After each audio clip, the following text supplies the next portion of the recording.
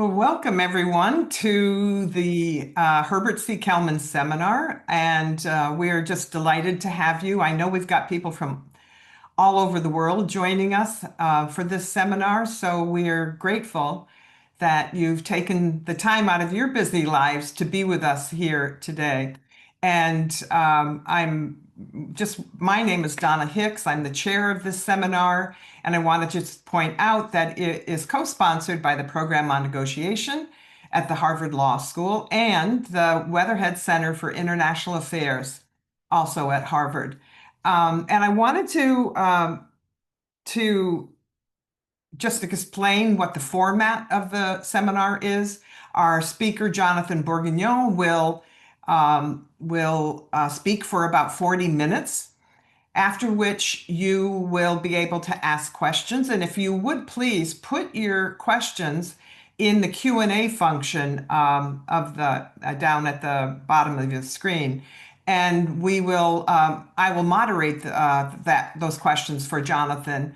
And the other thing is we are also recording this. So if by chance you want to hear it again or you want to recommend it to some friends, what you could do is go on the Program on Negotiation website, click on events, and the recording will be there. Give us a few days because it takes some time to get it up on the website, but it will be recorded. And I'm just really thrilled that we have Jonathan with us. As I pointed out to my colleagues here just a minute ago, we had Rolf Meyer last week talking about the polarization that we're experiencing now in the world, and he was telling us a little bit about what it was like resolving that conflict in South Africa with the apartheid government. And one of the things that he ended with is he said one of the major obstacles to peace and conflict resolution today is greed and corruption. And look who we have here with us, an expert from the UN on greed and corruption. And it was just a coincidence. So we're really delighted to have Jonathan here with us. And his title of his talk, as you know, is Addressing Corruption in Conflict-Affected Settings to Build Peace and Security. Lessons learned and current engagement of the United Nations, and we're just really thrilled to have Jonathan. Let me give you a little bit of Jonathan's bio. He is a crime prevention and criminal justice officer with the UN Office on Drugs and Crime, and this office is in New York. He leads the office portfolio on addressing corruption in fragile and conflict-affected settings. Since joining the UN, he has supported anti-corruption field engagement and partnerships with various UN missions, including Central African Republic, Democratic Republic of Congo, Haiti, Mali, Somalia, and others. His wider work at the UN headquarters focuses on corruption, economic crime, and illicit financial flows in support of policy discussions at the UN headquarters and the technical assistance delivery of field offices. So without further ado, I'm going to turn you over to Jonathan. And Jonathan, it's yours. Go ahead. Thank you so much, Dana. Good morning, afternoon, and evening to all participants today. It's a pleasure for me to be here with you and introduce you to a bit of the work that we've been doing at the UN Office on Drugs and Crime around the linkages between corruption, peace, and security. So I'll be sharing my screen, and I hope that you will be seeing it in a second. All right. So yeah, I think Donna made excellent introduction, and you see that the conversations on corruption are really frequent. There is a lot of interest around the world on this topic, and that's why I'm very honored and very pleased to be with you today and share with you some of the key takeaways of our work. So what we will be doing, what we'll be talking about today. We'll be considering the impact of corruption on peace and security. Of course, that's a key element here. We will also see what is the role of the UN Office on Drugs and Crime and its mandate on corruption. And then, of course, I'm sure that what you want to hear specifically about is some key reflections on our engagement. What are the highlights? What are the lessons learned? And how do we try to tackle these linkages between corruption and conflict dynamics? So I had to pick a few key examples, but of course it's just a few snapshots of the wider engagement that we have. I picked Haiti, Central African Republic, and the Democratic Republic of the Congo, but we also work in many other settings such as South Sudan, Somalia, Ukraine, and so on and so forth. So that will also allow us to go to the last section of the presentation today, which will be what are the key takeaways on the way forward, because you will see that this discussion that we have today comes at a very interesting time for this portfolio, and I hope that you will be interested by it. So I wanted to start with a quick point on the definition of corruption. And even though you may have, of course, your own perception of what is corruption, everyone knows that it's a very rich concept. It can have a very technical legal understanding. It can also have a more political or rhetorical use in the public debate. So I wanted to just mention a few elements on that, because it's going to be a way for us to frame the conversation, of course. I think the most important thing to mention here from the standpoint of the UN is that there is no universal definition of corruption, including in the UN Convention Against Corruption. The term is not defined. I will get back to the ways we tackle corruption in the convention itself, but there is no universal definition, and there is no definition as such in the convention itself. So what we do instead is use a number of ways and tools to address corruption, and I will get back to that. However, I wanted to point to a few elements that are common to many forms of, what we call the corrupt practices, right?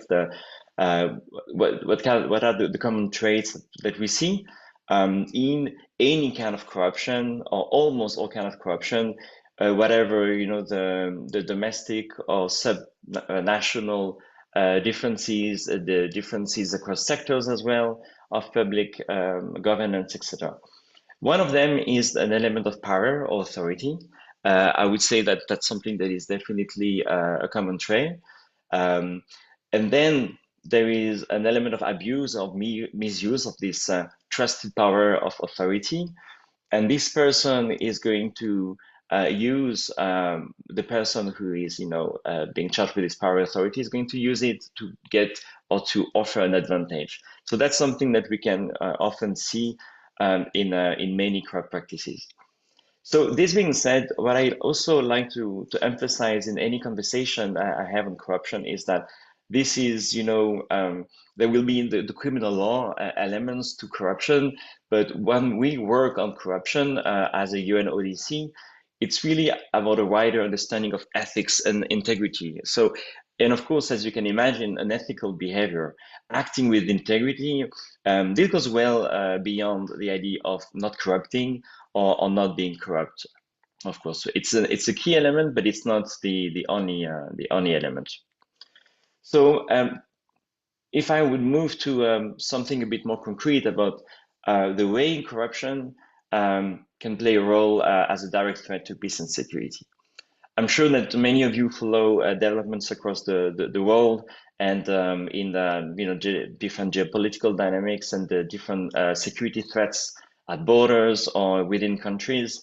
And one thing that we can look at is the kind of the forms of trafficking that are a direct threat to peace and security. And it's very clear from many reporting, many security analysis, security assessments that when you think of drug trafficking, trafficking in persons, smuggling of migrants, firearms trafficking, or terrorism, they are all facilitated or enabled by corruption, and of course many of these criminal activities are going to help finance the operations of armed groups or the operation of terrorist groups. So the financial element is important.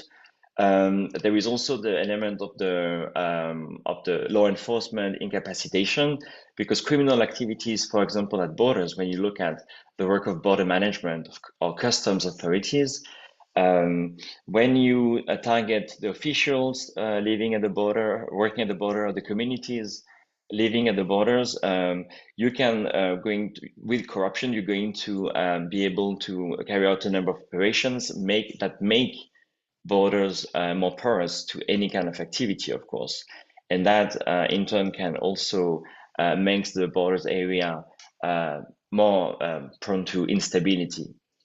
And you also have this wider understanding that when there is corruption, there is definitely also a lack of accountability, and it fuels into impunity dynamics. So all of this is important to understand the ways corruption affects peace and security, but there is also another way in which it affects peace and corruption affects stability. Is through a very important thing, which is development. So when you look at corruption as a spoiler of development, you understand also the wider conflict dynamics, right? Because we know that conflictuality and conflicts are not only about security situations. They are also about what are the opportunities for people to strive and develop and build their own family, build their communities, and live in in an environment that is prone to being happy, basically, and sustaining their basic needs as well. So in this regard, you can really look at a different different ways through corruption is going to affect development. The first is social inclusion, because again, when you have conflicts of interest, when you have specific individuals or groups that are either favored or are benefiting less of access to certain things than others, this is going to break into the social contract and social connections between individuals and communities. Think also of economic progress. When you have corruption in a given setting, in a given country, we know that in some fragile settings, the job market is a very important issue. So when you have corruption in the job market, this is going to fuel the despair among the youth, and they can also direct them even more to, violent extremism, for example. So this is also something important. And in some areas, especially remote areas, when you see that the corruption is directly impeding access to basic services, you can see some non-state actors acting as a competitor to government. So you see here that the corruption is going to act as a spoiler of development, because it's going to also breach the trust between citizens and their government, is going to also weaken the credibility of governance, be them local governance, local elected officials, or central bodies, federal, or at the central level or in the capital city. So at all levels, this is going to create a gap which can widen over time, and the public distrust of citizens is going to grow, which fuels even further. So there is really this vicious cycle around corruption being both the cause and the consequence of threats to peace, security, and development. So now the important question is, what is the UN doing about it? And I'm going to talk about the work in particular of the UN Office on Drugs and Crime. And the reason for that is that the UNODC is the lead entity within the UN system on supporting countries in preventing and fighting corruption. So we know that, of course, corruption is a sensitive topic, that it can be a topic that can lead to different conceptions. But this being said, I feel it's always important to highlight that the UN Convention Against Corruption that was adopted and then entered into force in 2003 is almost universally ratified. When you look at this map, it's really very predominantly blue. We have at the moment 192 parties to the convention. That really gives you an idea of how universal the concept and the international standards that have been enshrined into this treaty, which is of course a legally binding treaty, are universally shared. This was decided by the member states of the UN, and then gradually we saw an increase in ratification and adhesion to the convention, and now we are really close to universal ratification, which is of course excellent news. And all the countries that are already parties to the convention, we partner with them and we support them both in and I will get back to that in more details, but both in reviewing the implementation of the standards in the convention. So we act as the secretariat of this convention, which you will see is very rich. And we also provide what we call in our jargon technical assistance. So we build the capacities of lawmakers, policymakers, but also law enforcement officers, civil society organizations, women organizations, etc., in both preventing and fighting corruption. Yeah, so this is the main instrument, the main legal framework I'm going to talk about, even though, of course, there are regional instruments that are, of course, very interesting and important. But the fact that this one is universal makes it particularly interesting for international cooperation and for the universal understanding of corruption. You will see on this presentation, on this picture, that there are key 4 chapters. That these are not the only chapters that we have in the convention, but these are really the core one. And I like to, usually say that the ones on your right, chapter 3 and 4, are the ones that are the most common in, usual criminal law treaties on corruption, on criminal treaties in general. I mean. You always have in treaties on criminal law elements on criminalization, on law enforcement, and you also almost always elements on mechanisms on international cooperation. And this is important, of course. The fact that it's usual doesn't make it less important, because a number of provisions that you see in the UNCAC are not in other treaties. And this is where you will see the list of a number of corrupt acts that are being universally designated as corruption. Think of bribery, think of embezzlement, misappropriation or other diversion of funds, laundering. Think also of trading in influence, abuse of functions, illicit enrichment. All of these are criminalized, or they are international obligations in the convention, either with the mandatory provision to criminalize those offenses, or in some cases it's optional, so there is a call for state parties to criminalize them. And I also want to highlight the 2 chapters that you see on your left, which are chapter 2 and 5. These are very interesting because these are elements that are not seen usually in criminal law treaties. You can see a full chapter on preventive measures, and this is very rich. I will get back to that when I give you some examples and highlights on our engagement. And prevention, of course, I would say is one of the most powerful tools that we have in using the fight against corruption as a way to build peace, and you will see why. But this is very widespread. It's from the pushing for public policies on a national anti-corruption strategies on corruption, to training public officials and providing them with codes of conduct that frame their behaviors in the public office, to mechanisms of public procurement, and many other aspects such as transparency in public financial management. So all of this you will see in chapter 2.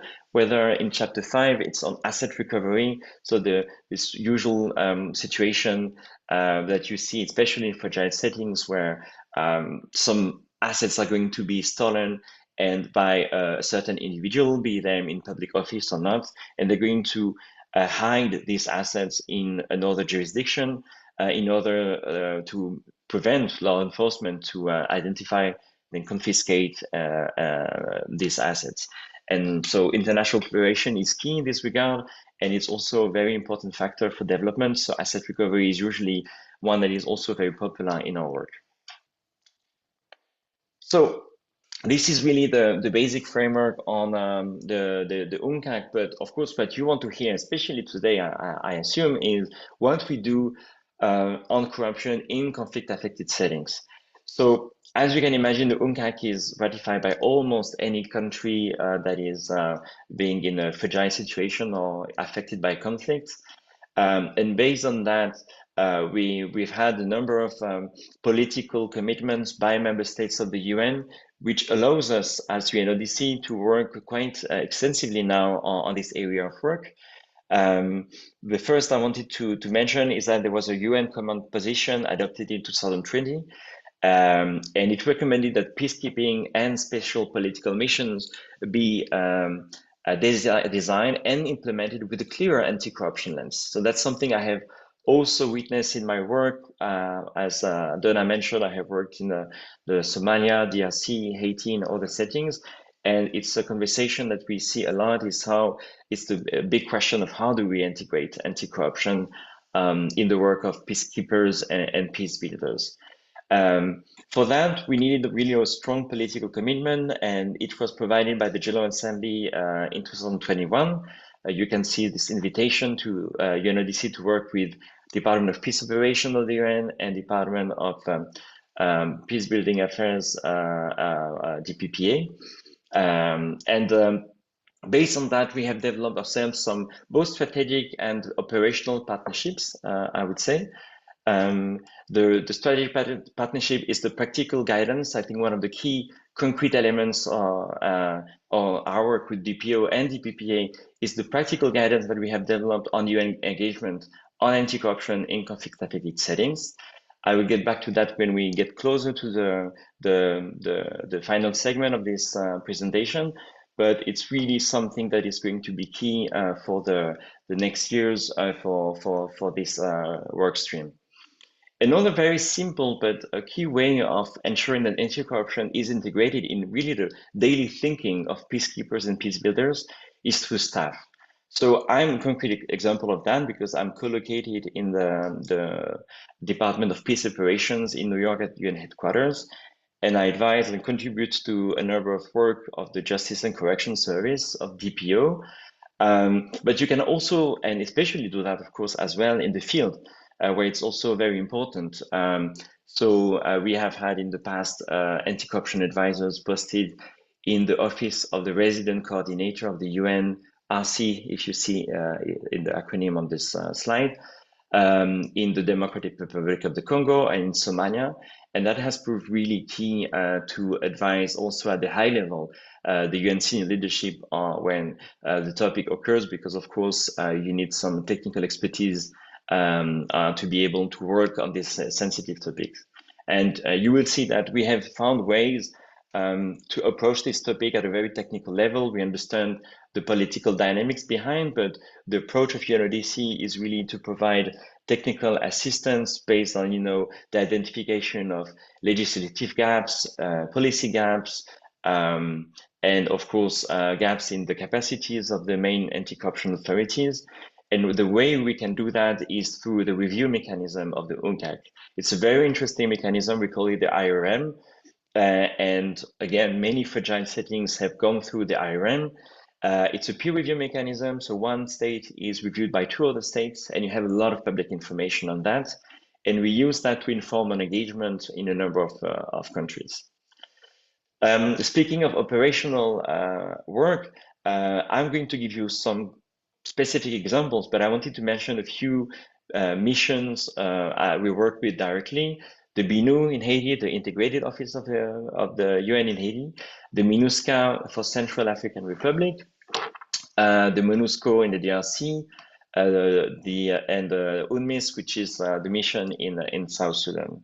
So that's something that is really important for us because all these different projects don't have necessarily the same scale, but they all inform our engagement because that's something that we have really put an emphasis on, is trying to identify some lessons learned from some work that we have done, sometimes in very challenging conditions, to be honest with you, and how we can try to reuse some of these lessons learned with full consideration of the fact that any conflict affected setting is different, and it's impossible to really copy and paste. That would be really a mistake to do. So it's really about this very delicate balancing exercise of trying to see what are the lessons learned that we have, but also acknowledging the fact that every setting is different.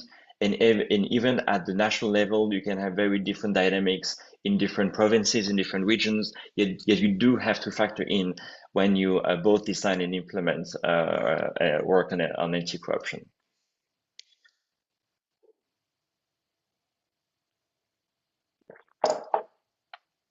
All right. So some highlights of UNODC's engagement. This again will be only just a snapshot because we have limited time, but I will be more than happy to provide you with more information either during the Q&A or online through the website of UNODC. But these are just a few key engagements that I wanted to share with you to give you some concrete examples of what we do, because I think that sometimes there is this perception that corruption is necessarily highly sophisticated, highly technical, requires a very advanced level of expertise at the legal and technical level, which can be true to some extent, but there is also it's also important to realize that anti-corruption is wider than what people may think. It's really a whole toolbox that draws on transparency, integrity, and accountability standards. So I want to start with Haiti because Haiti is one of the best examples of what the UN can do and UNODC can do when we have sufficient resources. Resources are, of course, very important, a very important topic because it's not easy to necessarily convince, stakeholders to support work in fragile settings because you always have a reasonably high level of risk to expect and risk to mitigate. So I would say with Haiti, we have a really good background and good situation to be able to support change by Haitian authorities and citizens, which is of course very good news if you are a bit familiar with the situation in Haiti, because the situation of course is concerning at many levels. I wanted to mention the strong signals from the UN Security Council on the situation in Haiti. In 2023, the UN Security Council mandated UNODC to provide a quarterly reporting on arms trafficking in Haiti and the region, but also on illicit financial flows and corruption. This is something that is not very common or hardly seen in the past. Of course, it's a lot of work for colleagues in the field in Haiti, but it's also a very important way of monitoring the situation and also informing both Asian authorities and the members of the Security Council on their situation. And so they mandated us in 2023, and it was renewed in 2024 and again this year. So you have now 9 reports, quarterly reports that are available for you, where you will see a lot of analysis on illicit financial flows and corruption. And interestingly, also in the latest resolution adopted by the Security Council that allowed for the authorization of the gang suppression force a few weeks ago, in the preamble, there is also the acknowledgement that corruption is a key enabler of conflict in Haiti. So that's a really interesting political messaging that really links up well. It doesn't predate the work that we have been doing. We have already started this work before this decisions by the Security Council, but it really links up well with what we do. So what we have in UNODC is multi-pronged, multi-year comprehensive program. Comprehensive should always been used in a relative term. Of course, nothing can be comprehensive when it comes to fighting corruption, but it's comprehensive in the meaning that it addresses both the need to prevent corruption and work with civil society, or work with public officials and public sector organizations to prevent corruption, but also work to fight, to support the ability and the capacities of Asian authorities to detect, investigate, prosecute, ultimately judge, and hopefully condemn when it is relevant the suspected to persons to for corruption cases. And that is a very important endeavor, and we also do, capacity building trainings for law enforcement on corruption cases.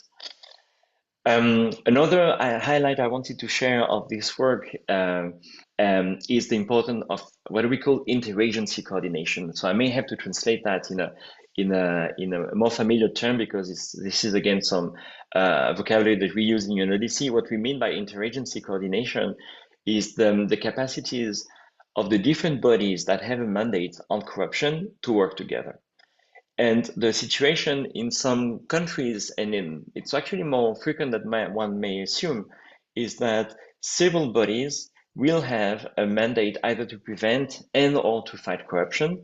So it's important to make sure that they are all communicated well, they all have an understanding of their respective role, for example, along the criminal justice chain, and they work together to reach a couple of strategic objectives.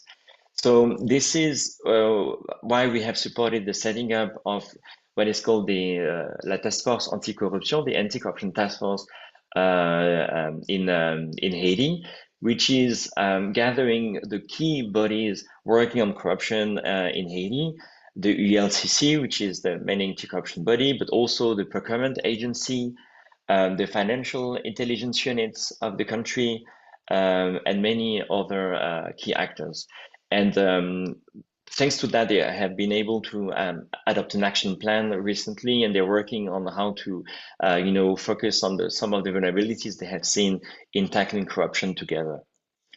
Another, I would say, important highlight of this work is how we have supported the setting up of specialized judicial units together with the OECHR, so the UN entity working on human rights, as you know. We have partnered with them to set up this chambre judiciaire, these specialized bodies that will have the competence, the jurisdiction, and also the actual ability to prosecute and judge corruption cases, because there is this acknowledgement by Asian authorities that they do need specialized knowledge to be able to do that, and you also need a specific body to be able to provide specific protections to the people who are going to work in these units. And we already helped with the recruitment of the members of these units, and the operationalization has started, and this is something that has been identified by authorities as a key need, because it's always important to really work on the basis of also specifically the needs that have been identified by national authorities. It also speaks directly to the calls from citizens of Haiti about the needs to fight impunity in the country. And speaking of citizens, the last one I wanted to mention is the role of prevention in fostering social cohesion. It may be only one bullet in this slide, but it's certainly not a minor element. It's a key part of our engagement. It's a key part of also on the way we contribute to the Peace Building Funds projects. So these PBF projects are projects that are funded through the Peace Building Support Office of the UN, and we have been granted resources by this PBF to work on social cohesion, but we also work more widely on this topic. We have worked with a number of education stakeholders to really help them instill a culture of integrity in education at various ages. We have also worked with civil society organizations so that they understand better the role of the different anti-corruption bodies, how they can support citizens in channeling complaints against some officials, It's very widespread. And I would say the focus on the youth and women has been instrumental and very popular. It has taken a lot of different forms, including some forms that you may not be aware of, such as, cultural activities, portraying some scenarios of what it looks to act with integrity or not act with integrity, and the impact it has on society can be put in a play or in a comic book or any form of art, actually, and that has proved very popular among the youth in Haiti. Um, I'm now moving to my next example, which is personally one of the first ways in which I have been involved in this work stream, which is the work with the MINUSCA. So we have started already as early as, I believe, 2021 to work with the mission, which is a peacekeeping mission in this case, of the UN in Central African Republic to prevent corruption in prisons. Of course, you can imagine that prisons are a very important public sector to work with. And it's interesting to see that we had a really excellent complementarity in this case between the anti-corruption expertise of UNODC on the one hand and the expertise of the MINUSCA on the other hand. Because of course we know that in a country like Central African Republic, as many other conflict-affected settings, it's important to establish and maintain important trusted relationship with national authorities, follow very closely the political and legal developments, advise them on a daily basis. And we're not doing this part of the work because MINUSCA and especially the corrections officers of MINUSCA was carrying out this task. So they had a very good and very detailed understanding of how the prison system was working in Central African Republic, who we should be talking with, and how we should engage, and what would be the added value of working to prevent corruption in prisons. The second element, and I think this is one of the key messaging I wanted to bring to you today, is the importance of very simple methodologies such as the corruption risk assessment. Corruption risk assessments have been really key in our work in fragile settings, not just in Central African Republic, but also in Democratic Republic of the Congo, in Mali, in Haiti, in Somalia, in South Sudan. It's really a very popular methodology. So you can see on the right of the screen that you have a simple scheme with 5 steps, establishing the context, identifying risk, analyzing risk, evaluating risk, and then treating risk. So quite a simple methodology. And the added value of this methodology is that you can achieve really a significant impact by just doing one round of management cycle around 2 workshops. Usually we work on this kind of methodology in 2 workshops. The first one will be 2 to 3 days. We will be facilitating. It's very important that we don't play too much of an active role. It's really the organization that has to play the key role in assessing themselves, because they know better the risk in their own sector. And by the way, usually we're trying to work at the organizational level rather than at the sector level, because you can go into more details. But we can get back to that maybe in the Q&A. And we facilitate them, we facilitate the discussion. And at the end of this first workshop, you're supposed to have an already a good list of what should be the priority risk vulnerabilities within the processes within the prison system in this case. But it works with any kind of public sector organization, to be honest. You just have to adapt it a bit. But the methodology really shows its agility to work across different public sector organizations.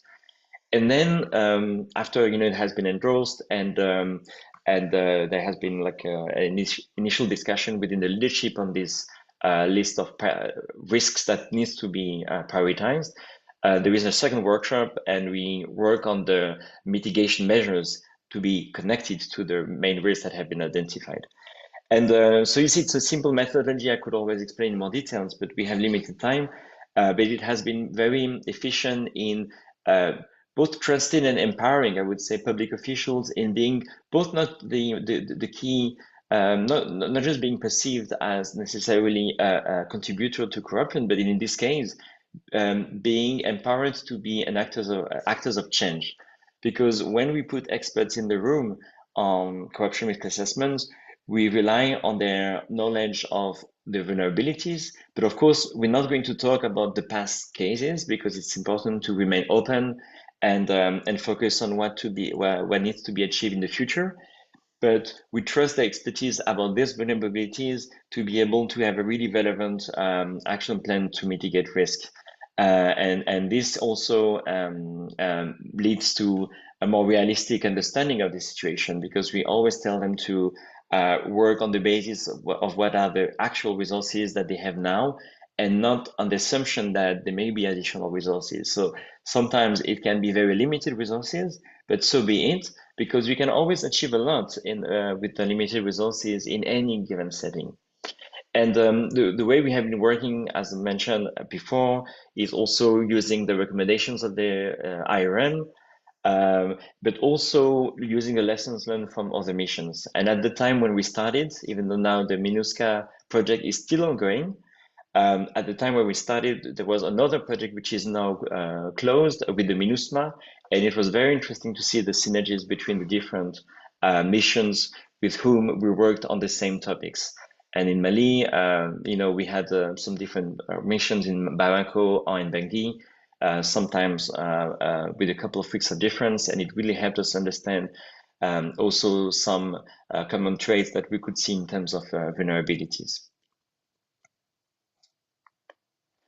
One last example I'd like to mention is the DRC.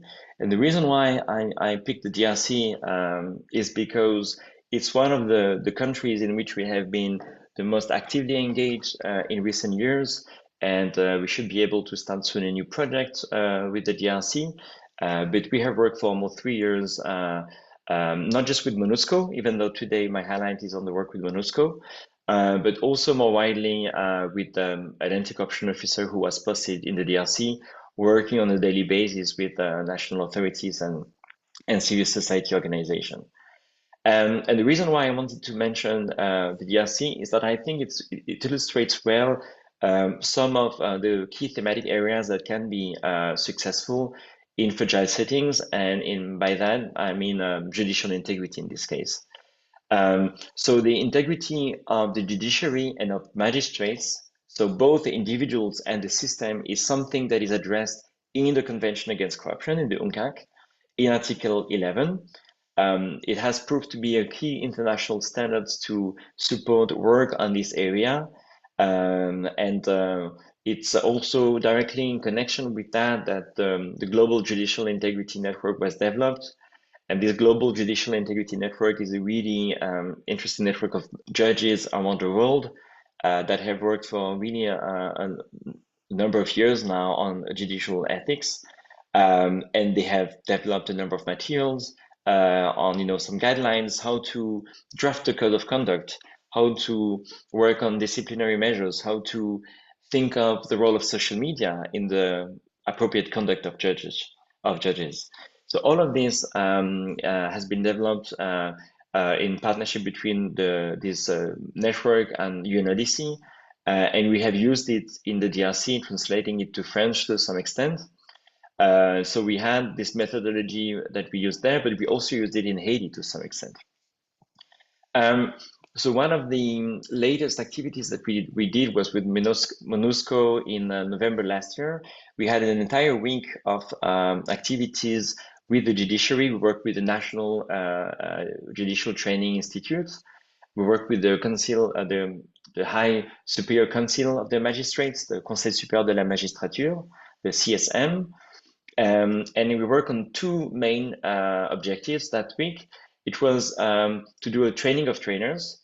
If you are interested in the Democratic Republic of the Congo, you may have followed that there was a very large campaign for the selection and recruitment of thousands of judges, because the judiciary really advocated for an expansion of the number of magistrates, because there was no competitive exam for a really long time in the Congo.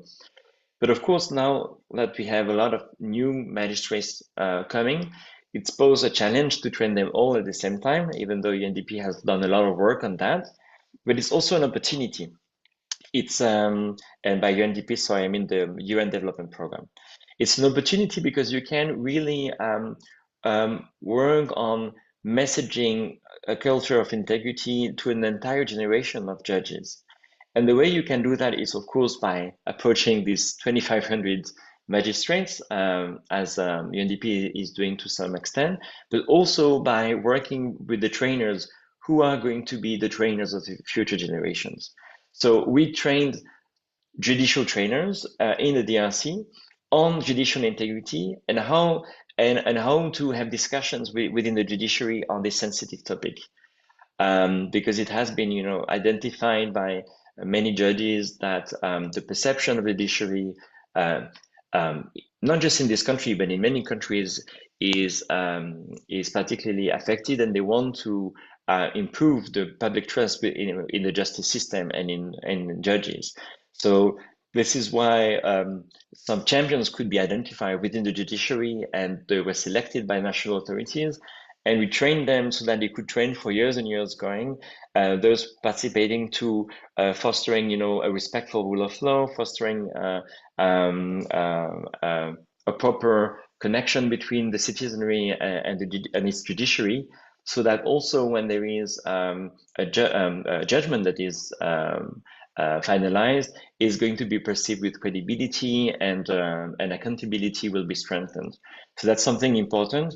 And so is and as important is also the importance of addressing the gender dimensions of judicial integrity, and it's also something that we have worked on during that week, but also in Haiti. And it's about many dimensions of gender. It's about women magistrates, but also how women who are facing justice are being treated, for women who are witnesses, but also more not just about women, but the relationship about gender and how it can affect the perception of corruption in a given country. And that has led to sometimes the first national discussion on this topic. And it has also, I would say, widened the understanding of some judges about what is actually integrity, acting with integrity, and why when a magistrate does not behave with integrity in a gender dimension, it's going to affect the wider perception of the judiciary itself. So not just affecting his reputation or her reputation, but also the reputation of the entire justice system.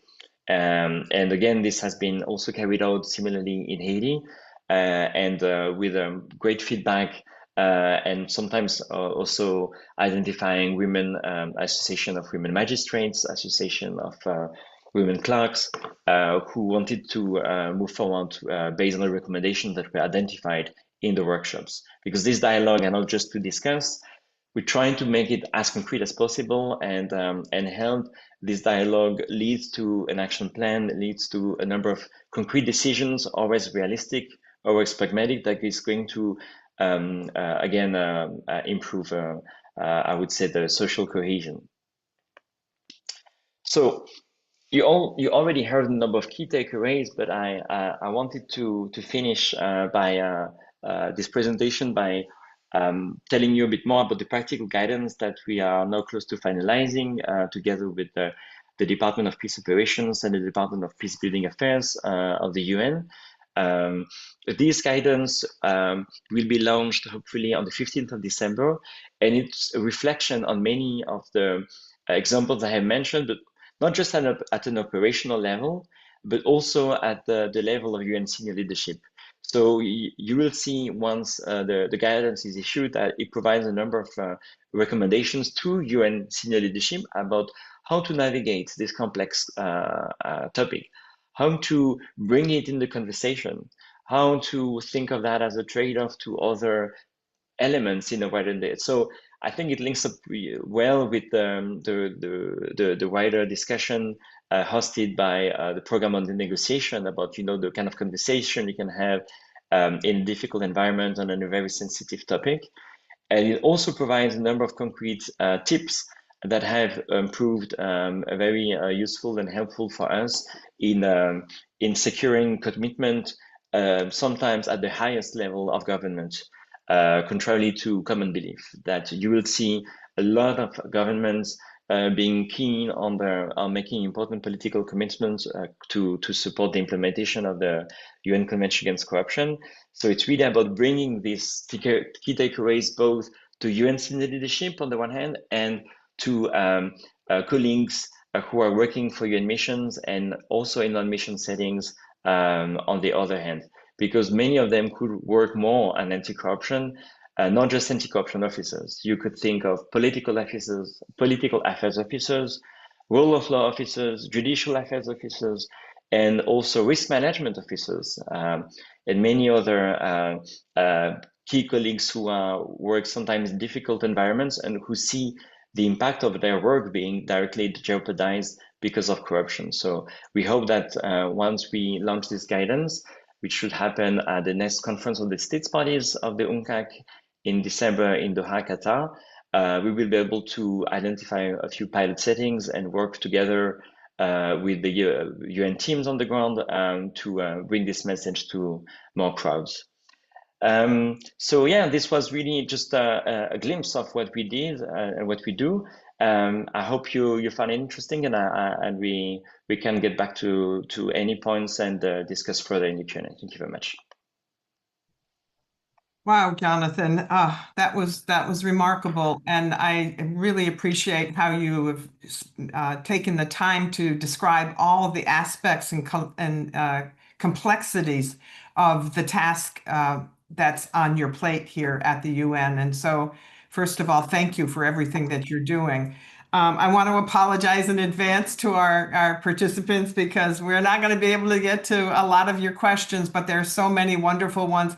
This one, Fabian wants to know, as a recent graduate of Harvard Business Impact and a Mexican citizen, I'd be interested in your reflections on the role business leaders can play in supporting anti-corruption efforts in contexts like Mexico, where violence and corruption are systemic, but not part of a traditional armed conflict.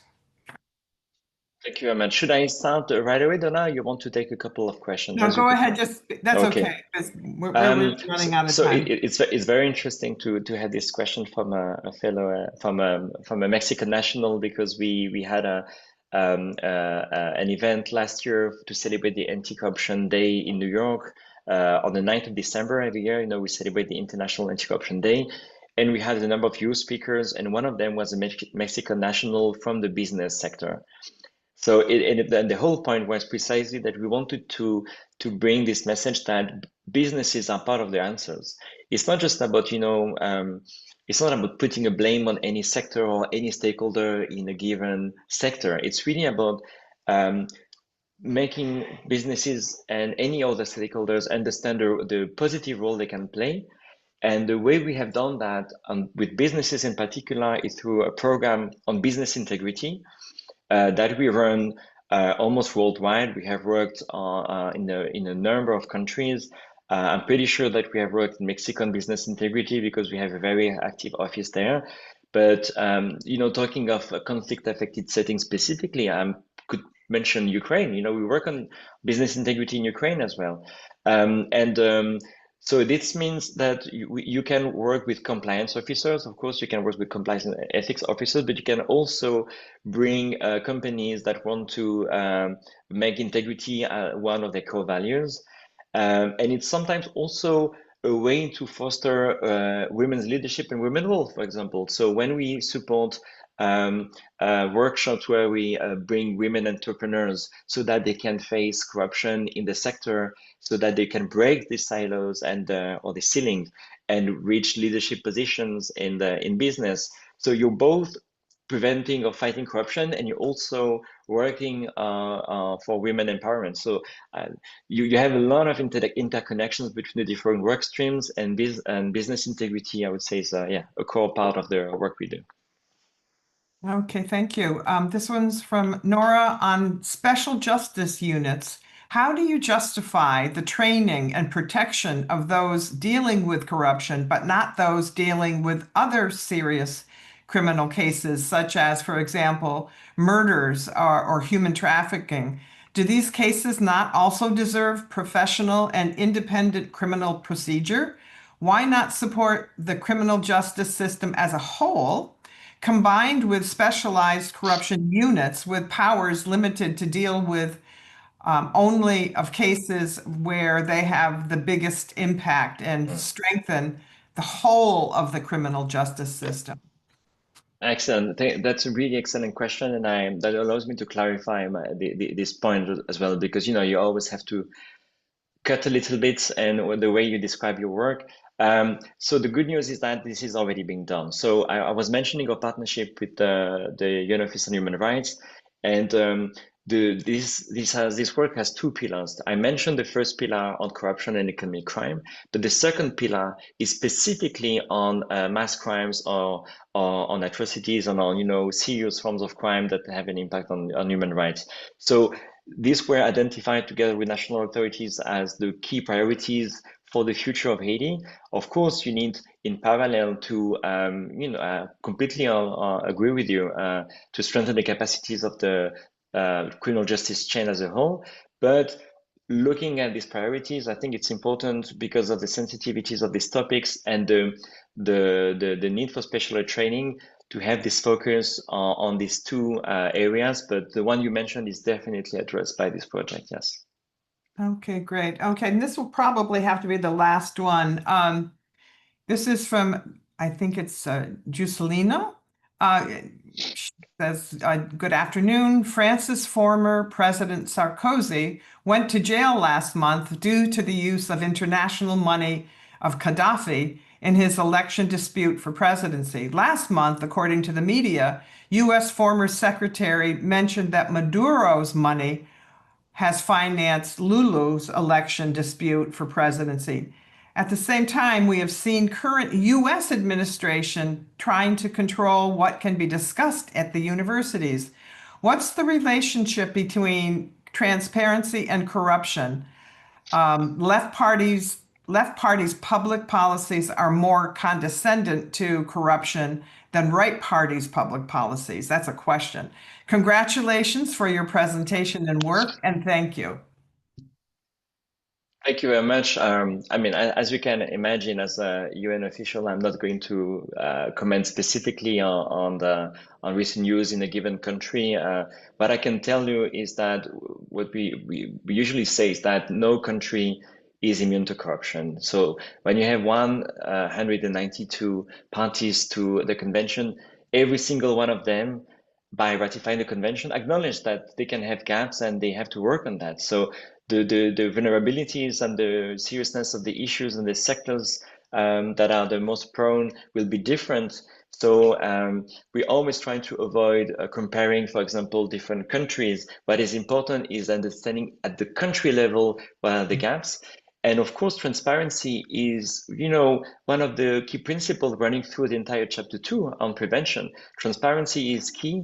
And if you follow the public events that will take place during the next conference of the states parties to UNCAC, it's called COSP11, you will see there will be a lot of side events on transparency and how access to public information is a way for citizens to be empowered and contribute to social and political life. So of course, it goes through the entire, it's one of the maybe key cornerstones of the anti-corruption agenda for sure. Well, I'm afraid that's all we have time for, but once again, thank you for being a part of our seminar and for sharing this incredibly detailed, as I said, and complex agenda you have in this Office of Corruption. So I'm going to turn this over to my colleague, where is she? Nicole. There she is, Nicole Bryant. And again, many, many thanks, Jonathan. Yes, It was my pleasure.